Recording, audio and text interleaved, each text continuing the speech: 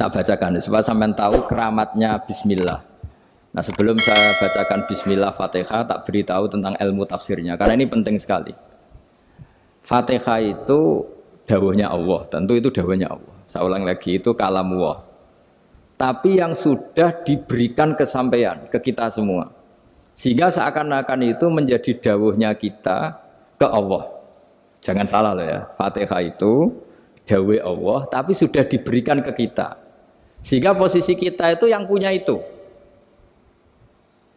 Nah, kenapa ini perlu dijelaskan? Karena nanti ada kalimat iyyaka na'budu wa iyyaka nasta'in. Kalau itu masih kalam Allah, berarti Allah ngomong ke kamu, ngendikan ke kamu, kepadamu aku menyembah. Masa Allah menyembah kamu?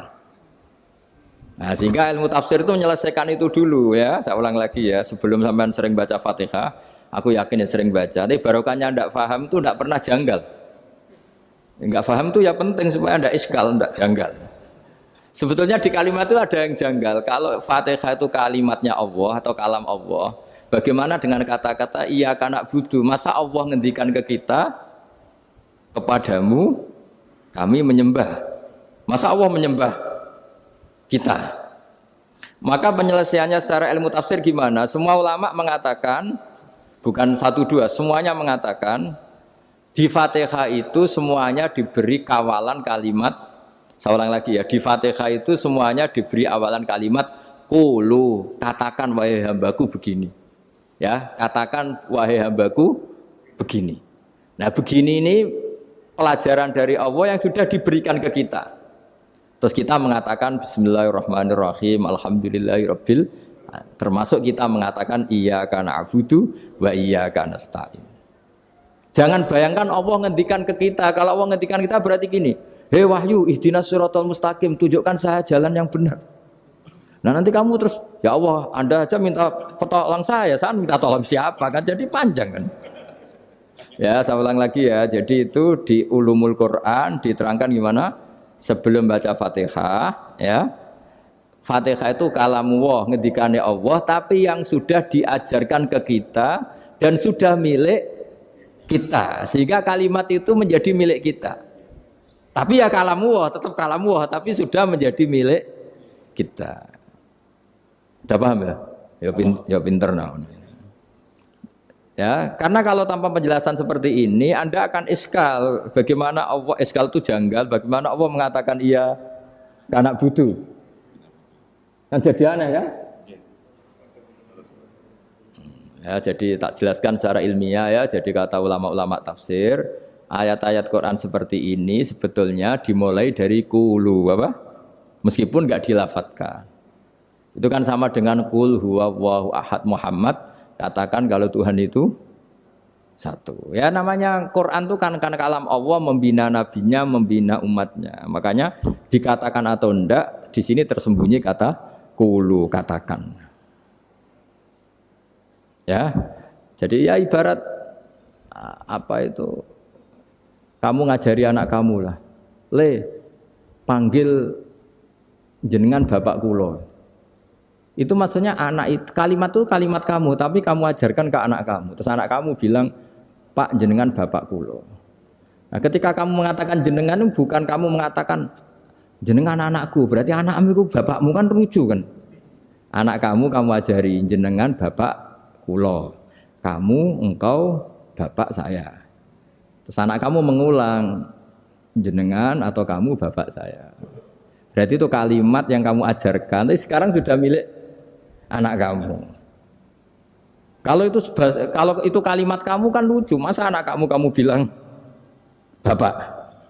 Nah itu seperti itu. Jadi ulama memberi solusi atau jawaban iyyaka na'budu wa iya, itu sebelumnya ada kata-kata qulu, katakan wahai hambaku, hubungan kamu dengan saya adalah katakan iyyaka na'budu wa iyyaka nasta'in. Terus hubungan kamu dengan saya katakan juga dalam doamu ihdinas siratal mustaqim. Jelas ya, jadi itu kalam Allah yang sudah milik kita karena diajarkan Allah untuk kita.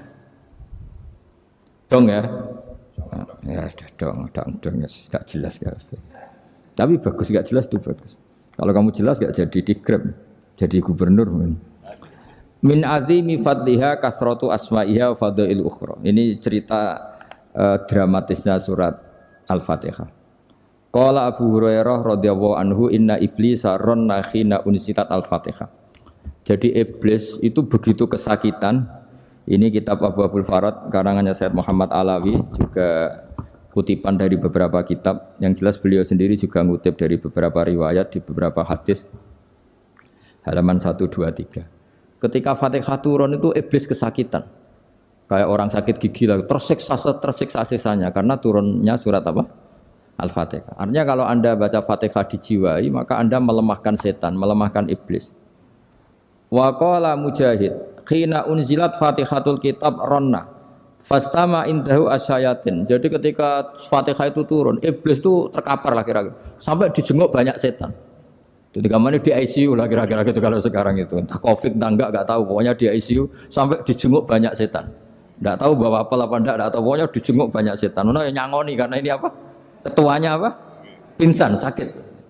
Jadi iblis itu sakit sampai dijenguk anak buahnya setan-setan. Ya, semoga kalian semua tidak kenal setan. Kalau kenal berarti teman, apa? Wa qalu misla dzalik wa qala lahum laisa mimma taquluna syai'un walakin unzilat suratun laisa ajru qailiha illa an harrama alaihi nar jahannam.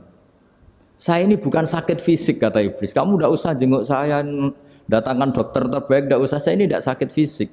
Saya ini sakit karena ada surat yang diturunkan, yang pahala yang melafatkan surat itu pasti selamat dari neraka. Padahal misi terbesar saya ini supaya manusia masuk neraka. Sekarang punya tamengnya. Wah pusing kan? Ya seperti orang lah goda sampean ternyata sampean setia itu kan pusing. Nah ternyata tidak setia itu yang akhirnya ribet kan itu. Jadi iblis itu cita-cita terbesarnya kan semua orang itu masuk neraka. Nah sekarang turun satu surat yang gara-gara surat itu siapapun yang baca dijamin selamat dari neraka. Jadi walakin unzilat suratun laisa ajru qailiha illa an harramallahu alaihi nar jahannam.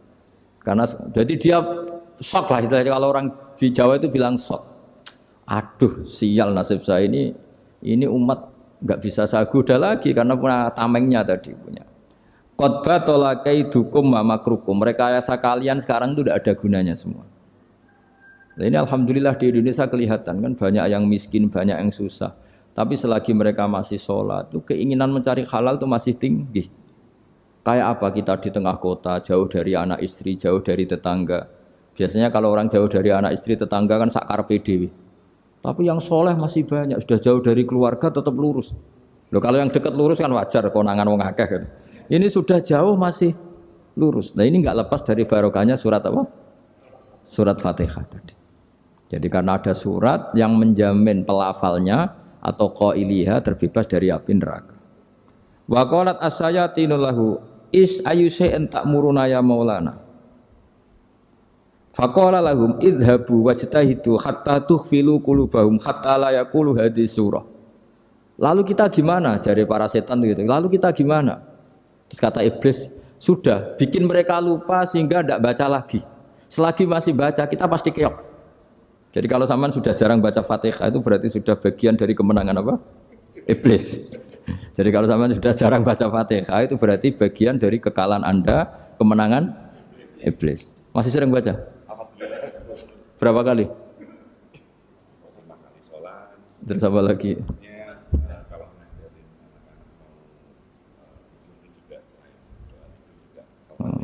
Kok 5 kali tok itu? Berarti pas salat fardu tok itu. Enggak 5 kali itu mendingan itu 17. Kamu itu ngitungnya jangan 5 ini.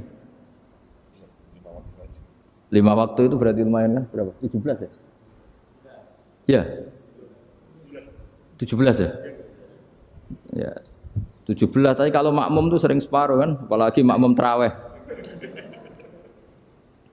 Ya kan? Makmum tarawih itu bacanya Fatihah ada yang sempurna enggak ya? Ya enggak lah.